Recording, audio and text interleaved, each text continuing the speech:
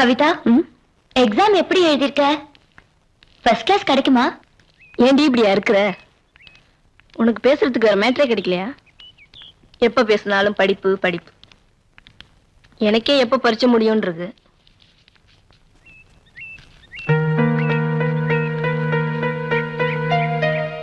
என்ன பாக்குற?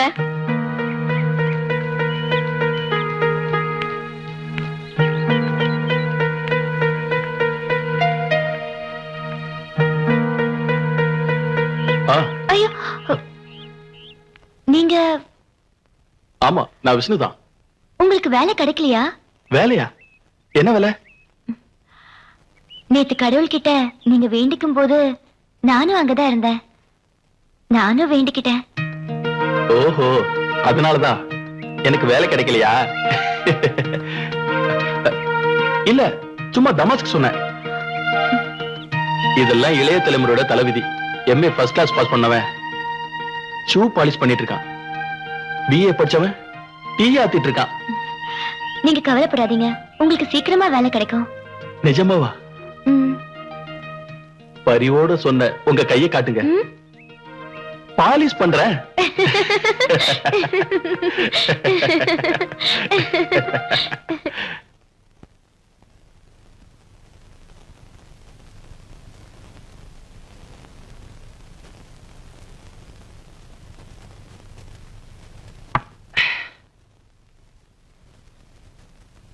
என்னடா சாப்பிடலையா?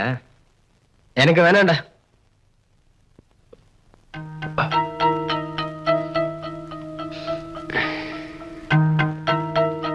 ஜான்.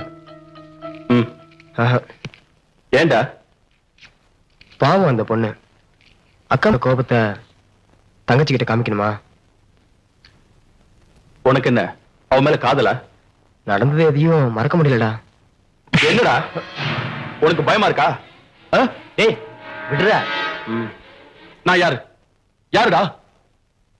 எல்லாம் இருந்தும் எதுவும் இல்லாதவன் மாதிரி 10 நாள் இருட்டறையில இருந்தேன்.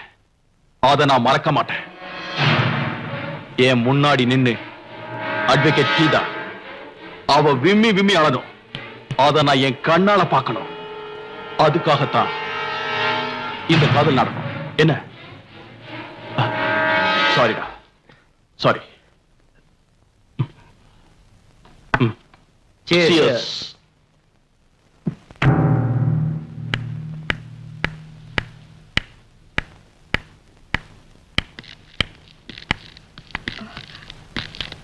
சாந்தி,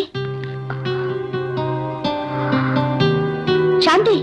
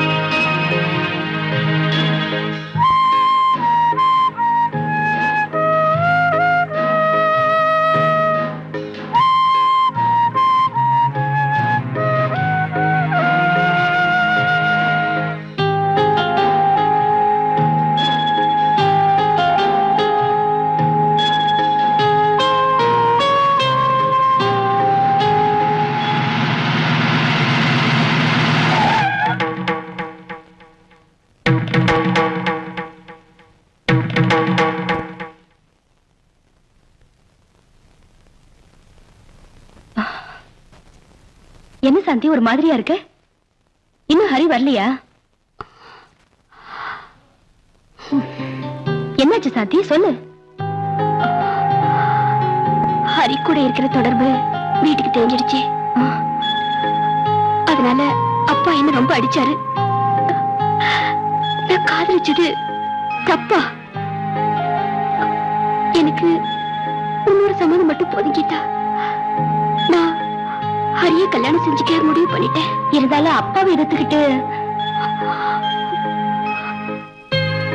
உனக்கு என்ன தெரியும் காதலை பத்தி? காதலிக்கிறவங்களுக்கு தான் அந்த வேதனை என்னன்னு புரியும். யார் வந்து தடுத்தாலும் நாங்க நிச்சயம் ஒண்ணு சேருவோம்.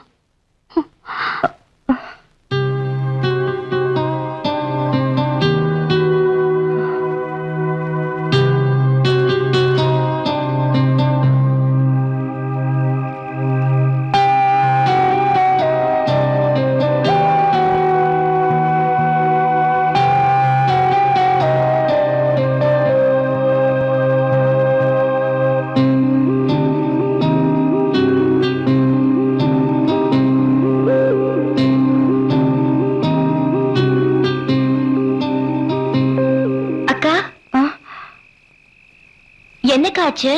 உடம்பு சரியில்லையா? எனக்கு ஒண்ணே இல்ல பிரவீனா. அப்படியே உங்க முகம் ஆடி போயிருக்கு. என் பழைய ஃப்ரெண்ட் சாந்தி, அவளை பத்தி சொல்லிருக்கேன்ல. இன்னைக்கு நான் அவளை பார்த்தேன். அதுவும் கோர்ட்ல ஒரு கைதியா பார்த்தேன். அவ சிரிப்பு விளையாட்டும் இன்னும் என் மனசை விட்டு போகல. ஒரு பாவமும் அறியாதவ. அப்படி அவங்க என்ன தப்பு செஞ்சாங்க? அதான் என்னன்னு எனக்கும் தெரியல.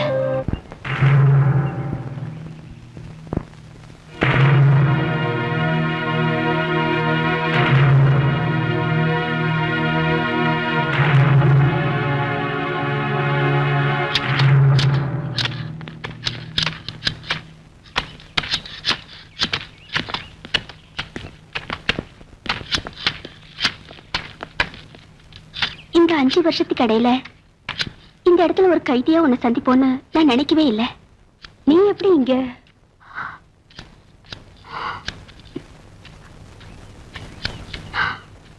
எல்லாரையும் இழுத்துக்கிட்டு ஹரி கூட புது வாழ்க்கை ஆரம்பிச்சேன்.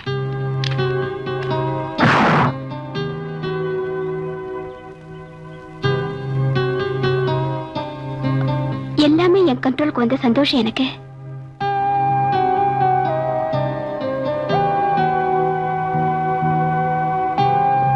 வாழ்க்கையில எல்லாத்தையும் மறந்து போயிருந்தேன்.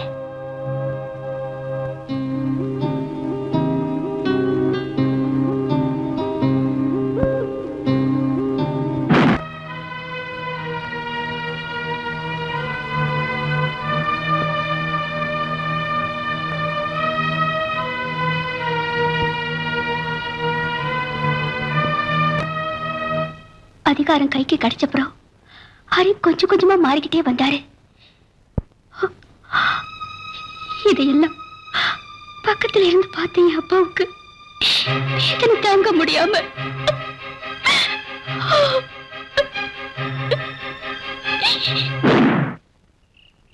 என் அப்பாவோட மரணத்துக்கு அப்புறம் என் வாழ்க்கையில வேதனையும் சோகமும் நிறைய வளர தொடங்கிடுச்சு. வீட்டுல எப்பவும் குடியும் கும்மாளமும் தான். எல்லாத்தையும் தாங்கிக்கிட்டேன். என்ன தப்பு என்னதானே?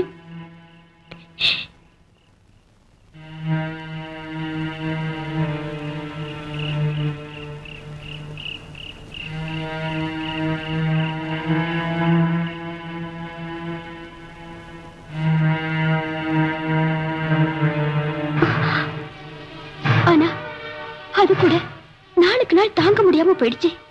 கையில கிடைச்சது எடுத்து நான் அவனை அடிச்சேன்.